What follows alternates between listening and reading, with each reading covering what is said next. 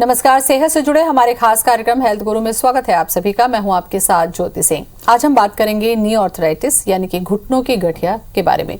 जब घुटनों की मूवमेंट यानी कि घुटने हिलाने में भी दिक्कत होने लगे और पैरों में तिरछापन महसूस होने लगे तो ऐसी स्थिति को ही घुटने का आर्थराइटिस यानी कि गठिया होना कहा जाता है। आज अपने इस खास कार्यक्रम में इसी समस्या के बारे में हम चर्चा करेंगे और जानेंगे कि इसके कारण, लक्षण और बचाव के बारे में क्या कुछ किया जा सकता है। तो चलिए शुरू करते हैं अपना खास कार्यक्रम हेल्थ गुरु।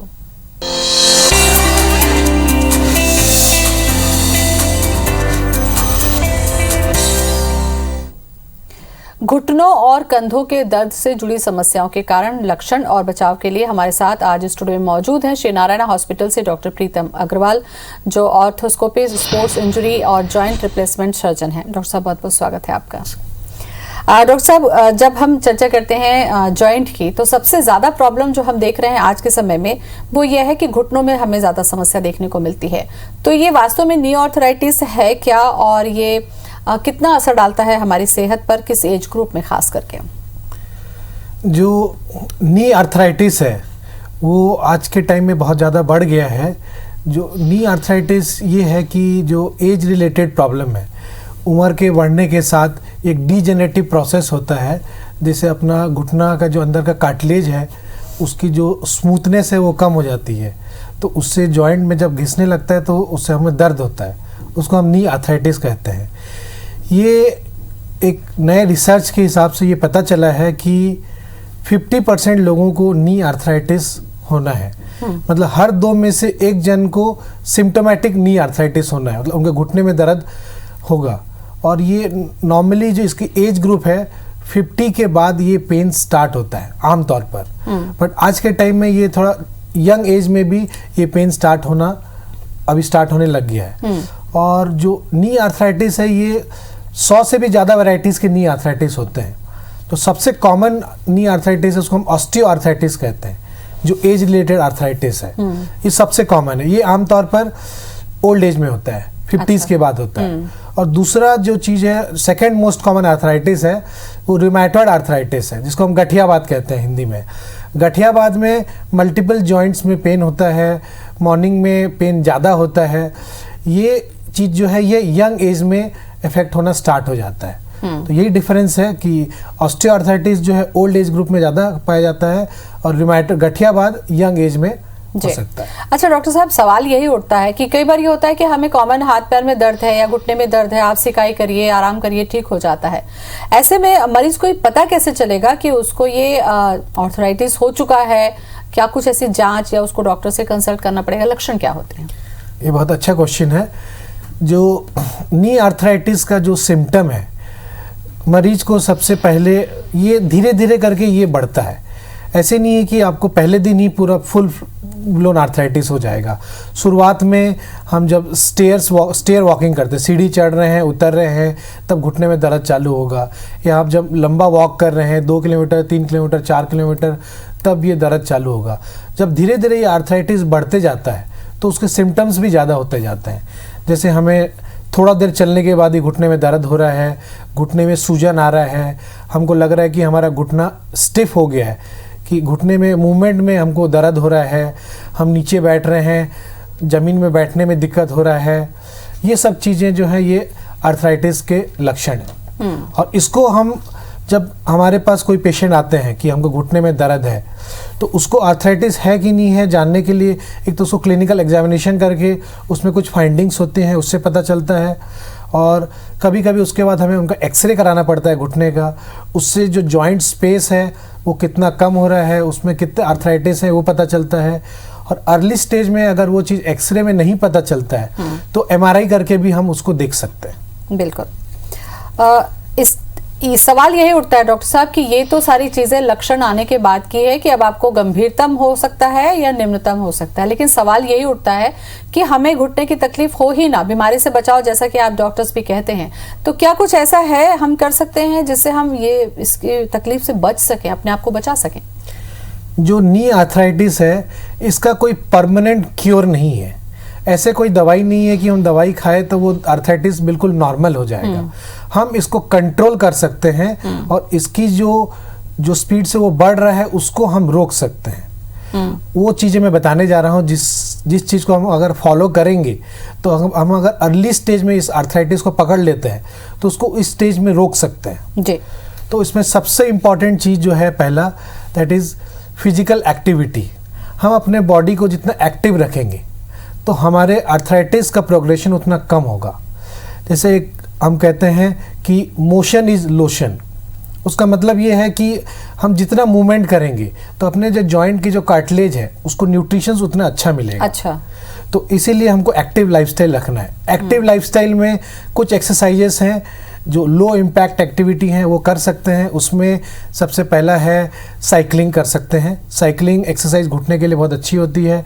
वॉकिंग कर सकते हैं। स्विमिंग बहुत अच्छी एक्सरसाइजेस है। और कुछ जैसे हाई इम्पैक्ट एक्टिविटी उसको अवॉइड करना चाहिए। उसमें रनिंग आ गया या कोई जंपिंग एक्टिविटी आ गया, इसको कम करना है। तो पहला चीज़ हो गया फिजिकल एक्टिविटी। दूसरा चीज़ आ गया डाइट। डाइट का बहुत ज़्यादा रोल है। अगर हम प्रॉपर हेल्दी डाइट लेते हैं, rich in fruits, vegetable, high protein, तो उससे अपने जो जॉइंट के कार्टिलेज को न्यूट्रिशंस अच्छे मिलेंगे, तो उससे उसकी हीलिंग कैपेसिटीज़ अच्छी होगी। तीसरी चीज़ है वेट। अपनी जो बॉडी की वेट है, जितनी वेट होती है उसका 4 टाइम्स लोड अपने नी जॉइंट में आता है। तो अगर हम अपने बॉडी का 1 kg वेट कम कर रहे हैं तो हम अपने नी जॉइंट में 4 kg का लोड कम दे रहे हैं। अच्छा। तो इसीलिए प्रॉपर वेट मेंटेन करना बहुत ज़रूरी है। और जो चौथा चीज़ है कि हमें जब भी कोई सिम्टम्स आता है, नी पेन होता है, तो प्रॉपर कंसल्टेशन अगर हम अर्ली स्टेज में लें और उसका ट्रीटमेंट स्टार्ट करें। कुछ मेडिकेशंस हैं जिससे आर्थराइटिस को कंट्रोल किया जा सकता है, उसको अगर सही टाइम में स्टार्ट करें। कुछ इंजेक्शंस भी हैं, अगर उसको लगवाएं तो ये बहुत इफेक्टिव हो सकता है। बिल्कुल। डॉक्टर साहब, ये तो बचाव के उपाय आपने बताए, लेकिन अगर समस्या हो ही गई है, क्योंकि ज्यादातर लोगों में यही होता है कि जब तकलीफ बढ़ जाती है तभी डॉक्टर्स के पास वो जाते हैं। मान लीजिए ऐसी कंडीशन में आपने सर्जरी सजेस्ट कर दी है, तो क्या सर्जरी पे चले जाना चाहिए? ये कितना बेनिफिट होता है किसी पेशेंट के लिए? वरना ये टालते रहते हैं कि अभी तो हम दर्द में चल रहे हैं, वहीं ऐसा ना हो कि सर्जरी के बाद हम चल ही ना पाए। तो ये मिथ और अवेयरनेस कितनी जरूरी है सर्जरी के लिए? हर नी आर्थराइटिस का इलाज टोटल नी रिप्लेसमेंट नहीं है। वो स्टेज के ऊपर डिपेंड करता है कि कब। हर पेशेंट को नी रिप्लेसमेंट सर्जरी की जरूरत नहीं पड़ती है। नी रिप्लेसमेंट सर्जरी जो है वो आखिरी ऑपरेशन है, आखिरी विकल्प है। जब सारे ऑप्शंस खत्म हो जाते हैं उसके बाद ही हम नी रिप्लेसमेंट सर्जरी के लिए पेशेंट को एडवाइस करते हैं। तो नी रिप्लेसमेंट, अगर उससे पहले जो ट्रीटमेंट होता है उसको हम नी प्रिजर्वेशन सर्जरी कहते हैं। उसका मतलब ये है कि नी, अपने नेचुरल नी जॉइंट को कैसे बचाया जा सकता है। उसमें जो है, एक तो कुछ मेडिकेशंस हैं। अगर मेडिकेशन से भी आराम नहीं होता है तो जो नी आर्थराइटिस में जो पैर टेढ़ा हो जाता है उसको सीधा कर सकते हैं। उसमें अपना नेचुरल नी जॉइंट रहेगा, सिर्फ जो पैर टेढ़ा है उसको हम स्ट्रेट कर देंगे। तो जो हेल्दी कार्टिलेज है उससे वेट बियरिंग होगा, तो उससे पेशेंट का नी पेन कम हो जाता है। 5 साल 10 साल तक भी आराम रह सकता है। और कुछ सर्जरीज है, जैसे कार्टिलेज, अगर अंदर कार्टिलेज की इंजरी है, अगर वो कुछ सिर्फ सिलेक्टेड पार्ट में कार्टिलेज खराब है तो उसको रिपेयर करने की सर्जरी कर सकते हैं। या फिर आमतौर पर जो नी आर्थराइटिस होता है, जो अंदर की भाग है वो ज़्यादा इफेक्ट होता है और बाहर की भाग लास्ट स्टेज में इफेक्ट होता है। अगर हम सही समय में आ गए कि सिर्फ अंदर वाला पार्ट अफेक्टेड है और बाहर वाला ठीक है, तो हम उस स्टेज में एक पार्शियल नी रिप्लेसमेंट सर्जरी कर सकते हैं। उसका मतलब है हाफ नी रिप्लेसमेंट। जितना पार्ट जॉइंट का खराब है सिर्फ उतना को रिप्लेस करना है। अच्छा। बाकी जो पार्ट नॉर्मल है उसको अपनी जगह पे रहने देना है। उससे उस ऑपरेशन के बाद जो एक्टिविटी होती है वो नॉर्मल की तरह एक्टिविटी रहती है, क्योंकि उसमें जो लिगामेंट होते हैं उसको भी हम रिटेन करते हैं। तो ये सब चीज़ें हम अगर सही समय में इलाज कराएं तो कर सकते हैं। अगर इसके बाद भी अगर लेट स्टेज में आते हैं तो फिर final option is knee replacement. बिल्कुल। डॉक्टर साहब, सर्जरी के ऊपर अगर हम बात करते हैं, जागरूकता लोगों में आई है, अब सर्जरी हो भी रही है, लोग करवा भी रहे हैं, लेकिन अगर सर्जरी पे आप बात करें एज ए डॉक्टर तो कितने % अब ये है कि सक्सेस है सर्जरी जो है, इसके बारे में बताइए। ये एक बहुत लोगों में धारणा है कि नी रिप्लेसमेंट ऑपरेशन एक सक्सेसफुल ऑपरेशन नहीं है। ये बिल्कुल गलत है। कुछ मरीज मुझे आते हैं और ये कहते हैं कि हमने तो सुना है, हमारे जो पड़ोसी हैं उन्होंने नी रिप्लेसमेंट ऑपरेशन कराया, उसके बाद वो पहले जो चल पाती थी अब तो बिल्कुल नहीं चल पा रही है। तो ये चीज़ें ये ऐसे नहीं है। पहली नी रिप्लेसमेंट सर्जरी जो है वो 1968 में हुई थी इंग्लैंड में। तो आज से 50 साल पहले नी रिप्लेसमेंट सर्जरी स्टार्ट हुई थी।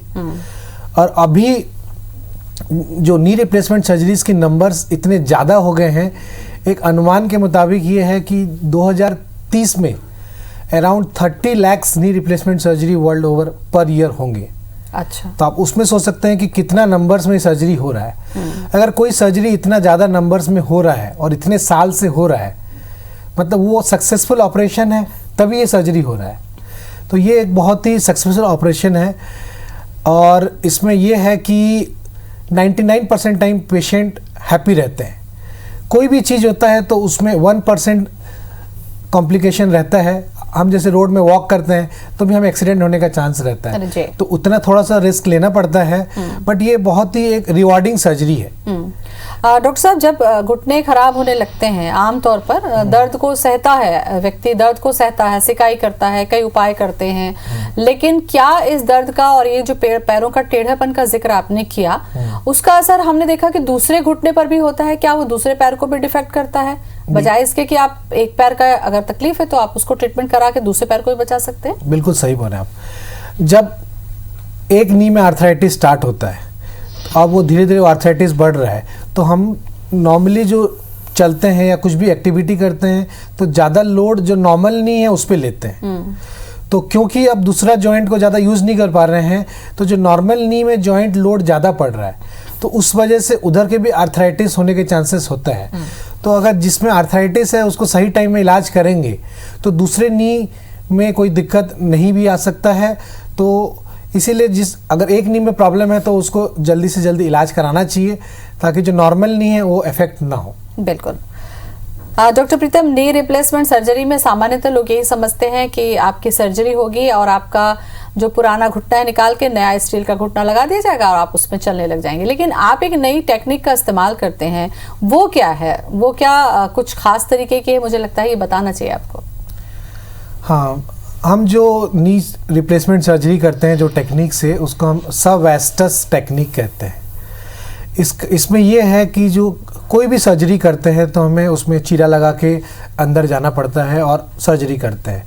तो ये जो मिनिमली इन्वेजिव सबवेस्टस टेक्निक है, इसमें जो हम घुटने के अंदर जाने के लिए जो मसल्स होता है, वो मसल्स को बिना कट किए उसके साइड से हम ये सर्जरी करते हैं।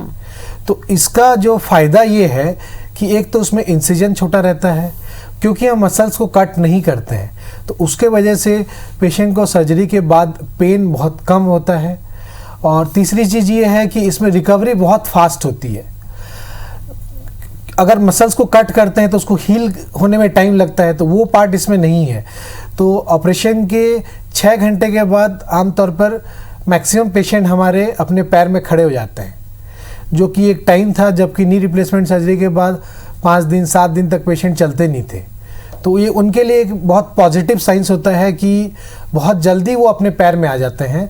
और जो ऑपरेशन के बाद जो फिजियोथेरेपी की भी बहुत कम ज़रूरत पड़ती है, क्योंकि अगर मसल्स को कट होता है तो उसको रिकवरी करने के लिए फिजियोथेरेपी ज़्यादा करना पड़ता है। इसमें मसल्स कट नहीं हो रहा है तो आपको बहुत ज़्यादा फिजियोथेरेपी की ज़रूरत नहीं पड़ती है। पेशेंट्स अपने आप खुद ही एक्सरसाइज कर लेते हैं और ये रिकवरी, हॉस्पिटल स्टे भी कम हो जाता है। जैसे पहले सर्जरी में आपको हॉस्पिटल में ज़्यादा दिन रहना पड़ता था, तो आप 2 दिन 3 दिन में पेशेंट अपने घर जा सकते हैं। और एक समय ऐसे आने वाला है कि knee replacement surgery day care surgery बन जाएगा। डे केयर सर्जरी मतलब ये है कि पेशेंट सुबह एडमिट होंगे, दोपहर को ऑपरेशन होगा और शाम को घर जाएंगे। बिल्कुल। चलिए, दर्द से राहत मिलेगी जल्दी। लेकिन डॉक्टर साहब, पार्शियल नी रिप्लेसमेंट और फुल जो रिप्लेसमेंट है, क्योंकि ये कैसे संभव है कि आधा ही किया जाए? ये किस कंडीशन में की जाती है? ये जो पार्शियल नी रिप्लेसमेंट सर्जरी का जो कंसेप्ट है, ये है कि जो हम टोटल नी रिप्लेसमेंट का सर्जरी करते हैं उसमें जो घुटने के जो लिगामेंट्स हैं उसको सब कट करके अपना नया जॉइंट लगाते हैं। तो जो लोग ज़्यादा एक्टिव हैं, जिनकी फिजिकली एक्टिविटी ज़्यादा है, तो उन लोगों में अगर सिर्फ जॉइंट का सिर्फ आधा हिस्सा खराब है और उनका लिगामेंट इंटैक्ट है, तो उस केस में हम सिर्फ जितना पार्ट जो जॉइंट खराब है उसको रिप्लेस करें और जो नॉर्मल पार्ट है उसको अगर अपने जगह में रहने दें, तो उसमें रिजल्ट ज़्यादा बेटर है। और ये पार्शियल नी रिप्लेसमेंट सर्जरी हर नी आर्थराइटिस में नहीं कर सकते हैं। कुछ स्पेसिफिक स्टेजेस में अगर वो पेशेंट्स आते हैं, जिसको हम एंटेरोमीडियल ऑस्टियोआर्थराइटिस कहते हैं, जिसमें सिर्फ घुटना का सिर्फ 1/3 पार्ट अफेक्टेड है, उस स्टेज में वो आते हैं। अगर कुछ एक्सरेज करके देखना पड़ता है, उस एक्सरे से पता चलता है, और एमआरआई भी करके देखना पड़ता है कि उनमें पार्शियल रिप्लेसमेंट सर्जरी अगर कर सकते हैं तो हम उनको एडवाइस करते हैं कि आप पार्शियल रिप्लेसमेंट सर्जरी कराएं, आपके लिए बेटर रिजल्ट रहेगा। और दूसरा चीज़, जैसे यंग पेशेंट में आजकल देखा गया है कि यंग लोगों में भी नी आर्थराइटिस होने लगे, जिसका एज 40 है, 45 है। अगर उस एज में नी रिप्लेसमेंट सर्जरी की ज़रूरत पड़ रही है तो उस एज में अगर पार्शियल रिप्लेसमेंट सर्जरी करे तो उसका लाइफ ज़्यादा है और रिजल्ट ज़्यादा अच्छा है। अच्छा डॉक्टर साहब, इसमें जो मेटल यूज़ किया जाता है, ज़्यादातर ये लगता है ना कि अगर हमारे घुटने में स्टील लग गया है तो शायद हमको खड़े होने में प्रॉब्लम होगी, या वो कैसे बॉडी से सेट होगा। तो इसकी प्रॉब्लम्स क्या होती है सर्जरी के बाद में, और इसकी लाइफ कितनी होती है? मतलब एक बार सर्जरी के बाद ये मेटल कब तक चल पाता है? इसमें जो जॉइंट हम जो यूज़ करते हैं, इसमें एक ऊपर और नीचे एक कोबाल्ट क्रोमियम मेटल का रहता है, ये जो बॉडी से ये एलर्जिक नहीं होता है। आपने से सुना होगा कि किडनी ट्रांसप्लांट होता है, लीवर ट्रांसप्लांट होता है, तो उसमें ग्राफ्ट रिजेक्शन होता है, वो किडनी एक्सेप्ट नहीं कर पाए तो रिजेक्शन होता है। ऐसे ये सब चीज़ें नी रिप्लेसमेंट सर्जरी में बिल्कुल भी नहीं है कि कभी भी कोई इम्प्लांट से 99.99% टाइम कभी किसी को रिएक्शन नहीं होता है। 0.001% केसेस में कभी किसी को ये प्रॉब्लम हो सकता है। और जो दूसरी चीज़ ये है कि इसकी जो लाइफ है, जब अपनी जो नॉर्मल नी जॉइंट है उसकी जो भगवान ने बनाया है उसकी लाइफ अगर अनलिमिटेड नहीं है, तो जो आर्टिफिशियल जॉइंट बना है तो ऐसे कोई जॉइंट नहीं बना है जो कि एक बार आप लगाए और वो लाइफ टाइम चलेगा। तो इसकी भी लाइफ होती है, इसकी भी वेयर एंड टियर होती है। जैसे नॉर्मल नी जॉइंट की वेयर एंड टियर होती है, ऐसे इसकी भी हो सकती है। तो अभी लेकिन जो इतने अच्छे मेटल्स और ये पॉलीइथिलीन के इम्प्लांट बन गए हैं जिससे इसकी लाइफ बढ़ गई है। आमतौर पर एवरेज माना जाए तो ये 20 ईयर्स इसकी लाइफ होती है, बट किसी को ये 15 साल भी चलता है, किसी को ये 25 साल भी चलता है। बिल्कुल, लेकिन दर्द से राहत मिलती है और व्यक्ति जो है अपनी सामान्य जिंदगी जी सकता है और दैनिक जो कार्य है वो भी बहुत अच्छे से कर सकते हैं। काफी अहम जानकारी डॉक्टर साहब आपने दी, बहुत बहुत शुक्रिया आपका। Thank you. तो नी आर्थराइटिस के अगर लक्षण आ रहे हैं, बार बार घुटनों में अगर दर्द हो रहा है, तो इसको नजरअंदाज ना करें, क्योंकि अगर शुरुआत में ही डॉक्टर के पास पहुंचते हैं आप, तो सर्जरी तक जाने की नौबत कम आती है और काफी हद तक आराम हो सकता है। फिलहाल इतना ही, नमस्कार।